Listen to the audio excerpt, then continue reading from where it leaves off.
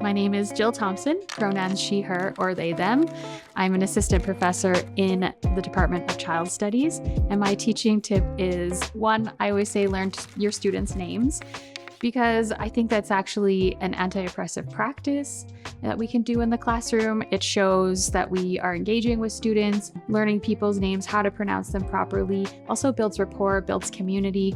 That's one of my first tips, is to learn students' names. The second tip is to do lots of activities and get lots of feedback. So I always do experiential things. I would never do anything I wouldn't do myself. So anything I ask my students to do, I would actually be okay with doing in the classroom as well. So I think that sometimes we ask students to take a lot of risks in the classroom, but we're not willing to take risks ourselves. So really thinking to yourself, would I be willing to do this as well alongside them? So I'm often in there with the students role playing, doing the activities with them. And then I do lots of feedback. So I do an exit ticket at the end of each class so that they're giving me ongoing feedback, so that I'm building their feedback into the class each week. So that I'm really showing that I'm engaged with them and listening to how their experiences are. Usually there's a Likert scale question. I felt prepared. I believe I was prepared. And I believe I learned something from this class, just to see if they did learn anything from the class. And then there's open-ended questions. So one just says, one question I have is this. And then they're welcome to ask any questions. So sometimes they're questions that are really engaged with the content, and sometimes they're funny questions about me. So that also builds the relationship.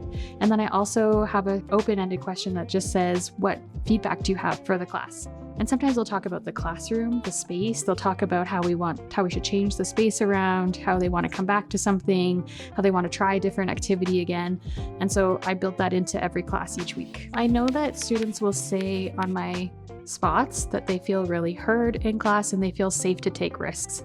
And that's what is important. I think when we have a relationship and that safety and consistency, and they know that that predictability is there, that's what healthy attachment is, then they can take those risks in the classroom, but then they can do it out in the field as well.